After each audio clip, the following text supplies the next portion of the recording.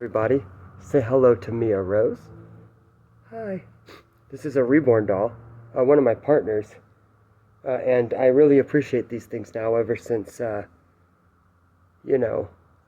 certain things have happened that have made me just learn to appreciate some of the things that she likes and realize that it's not always about myself.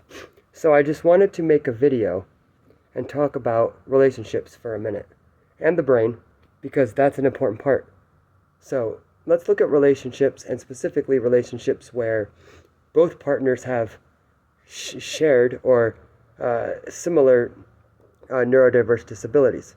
So, first of all, when you have partners that have shared neurodiverse disabilities and they go through trauma together, then there is the potential, or the high likelihood really, based on research, and I will put all this in the description, that they will have an intense emotional bond form, and it'll make the bond really strong.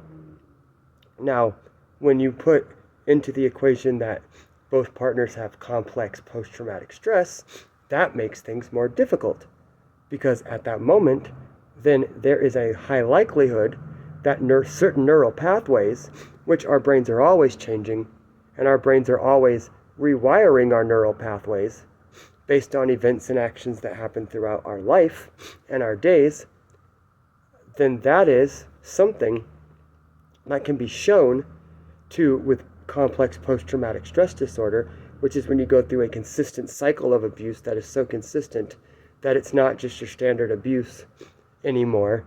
It can cause certain parts of the brain, and this is what I'm not 100% sure of, exactly what parts of the brain, but it can cause parts of the brain to end up hardwiring forever into basically fight or flight or protection mode.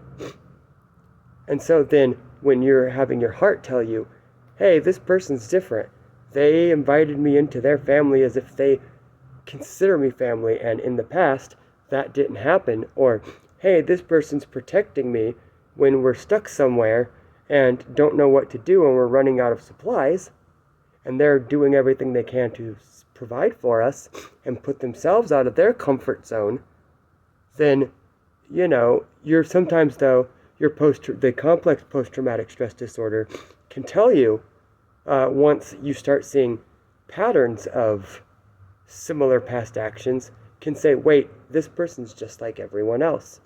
And sometimes it'll cause you not to realize a lot of the things that have happened, that have changed, neural pathways. Taking somebody that didn't have a family dynamic in past relationships and giving them that family dynamic would change that neural pathway response to a positive response. So, my beautiful cat has that happening.